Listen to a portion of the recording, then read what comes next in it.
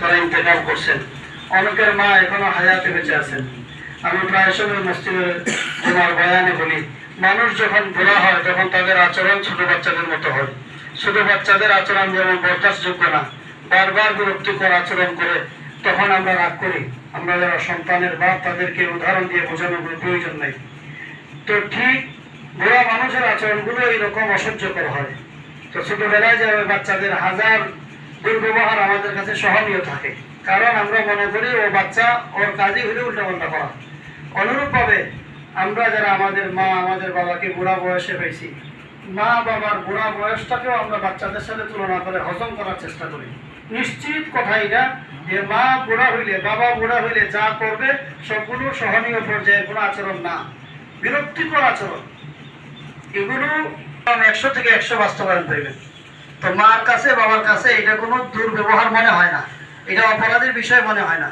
কিন্তু বাস্তবে যখন তথ্য সবগুলো না, তো কিছু কিছু বিষয় এরকম আছে যেটা বরদাস্তযোগ্য না, মানে বরদাস্ত করা মুশকিল। কিন্তু এই ব্যাপারে করণীয় কি? করণীয় হইল বাচ্চার আচরণ যেমন বাবা, এই কথা মনে করে যে ছোট মানুষ, তার বুঝ হয় নাই। তো এইরকম মার ব্যাপারে বাবার ব্যাপারে এই কথা মনে করা যে বুড়া মানুষ, বুঝ চলে গেছে, ছোটবেলায় বুঝ হয় নাই আর এখন বুঝ চলে গেছে, এই কথাটা মনে করে মা বাবার কষ্টকে হজম করা। ওই দিন জুমার বয়ানে বলছিলাম, কেউ যদি মা বাবারে অন্যায়ভাবে কষ্ট দেয়, তার সবচেয়ে বড় শাস্তি হইল ইমান হারা হয়ে মারা যাওয়ার সম্ভাবনা আছে। কত বড় ভয়ানক কথা! এই জন্য মা বাবার দুর্ব্যবহারগুলো হজম করার চেষ্টা করি, মা বাবার সাথে সর্বোত্তম ব্যবহারের চেষ্টা করি। আমি আমার দোয়ার অংশ বানাইছি, আল্লাহ মার বাবার মর্জি মুআফিক খেদমতের তৌফিক দাও। আমি আমার মতো করে ভালো ব্যবহার করলে চলবে না। যে আচার ব্যবহারে মা বাবা রাজি থাকেন, খুশি হন, এইরকম মুআমালা, এইরকম ব্যবহার করার তৌফিক দেন।